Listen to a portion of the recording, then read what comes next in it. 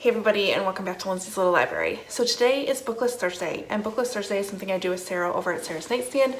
We come to you every Thursday with some sort of thoughts, recommendations, something bookish related on whatever topic we pick. So today's topic goes along with our back to school theme that we kind of started last week. And both Sarah and I reached out to our teacher friends and family and asked them to give us some teacher-driven book suggestions. Now, I didn't put any rules with it. I just said, give me your favorite books. So I have a wide age range of books here to show you. Some adults, some YA, some middle grade. It's all over the place. So I got some really good things. Some of them I knew were gonna make it onto the list.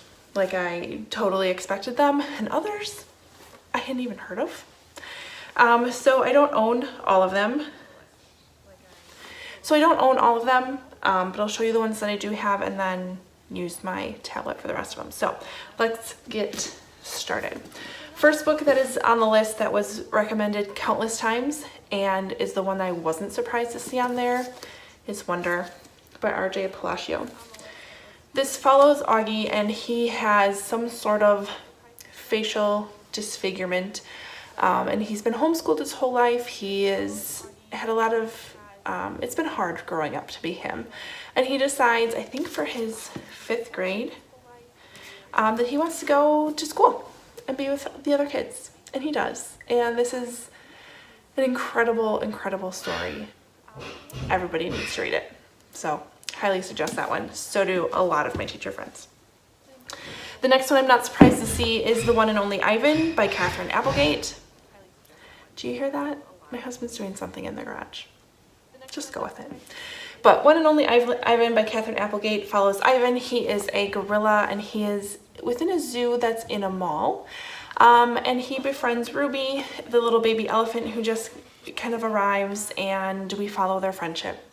Very sweet book about what it means to be a friend. It's awesome. I read this actually with my kids. We did it. It was part of a whole school kind of read along. Highly suggest reading it with your kids. It provoked a lot of conversation with us when we were reading it, so that was really sweet. Next one up, we have The Lightning Thief by Rick Riordan. This is the first book in the Percy Jackson series, Percy Jackson and the Olympians, book 1. So I think that's the very first one. But this follows Percy Jackson, who is about to get kicked out of school again. He's struggling a little bit, and then with his Greek mythology class, he's finding that the characters are kind of literally jumping off the page, and he is accused of stealing Zeus's lightning bolt. Right?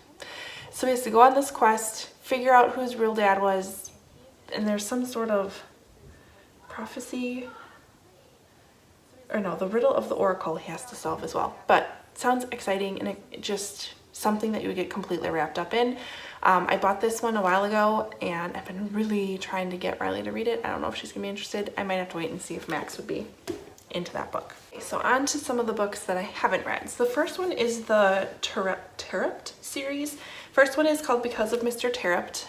Kind of can see that a little bit. It looks like there's 3 books that centers around a group of 5th graders, and you get to know each of them. Each chapter is told from the perspective of a different student.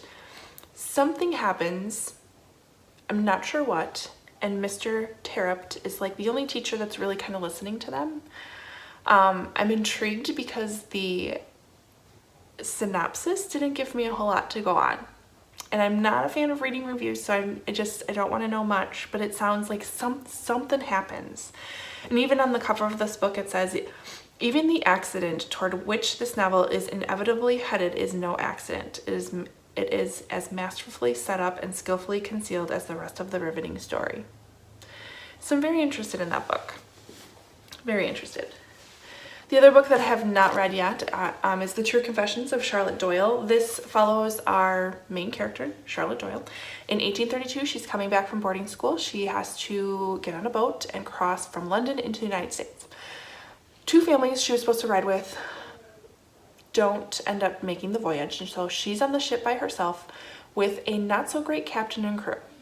Something happens, and when she gets to the United States, she's put on trial for murder. What? Yeah, that's what it says. So I'm very interested. This is a short book. I mean, I could probably finish this in a weekend because now I feel like I just need to know. All right, the next book I have is I Am the Messenger by Marcus Zuzak. He's the one that wrote the book Thief, I know. And this follows, what's his character's name? Ed Kennedy, and he is a cab driver, underage it says, so must be under 18. Not much of a future, just kind of going by day until he mistakenly, inadvertently stops a bank robbery. And then it says that's when the first ace arrives in the mail, and that's when Ed becomes the messenger. Chosen to care, he makes his way through town helping and hurting when necessary until only one question remains. Who's behind Ed's mission? Yeah, I don't know. It sounds good. And I trust my friend Emily. Like, she makes good recommendations, so I may have to get my hands on that book.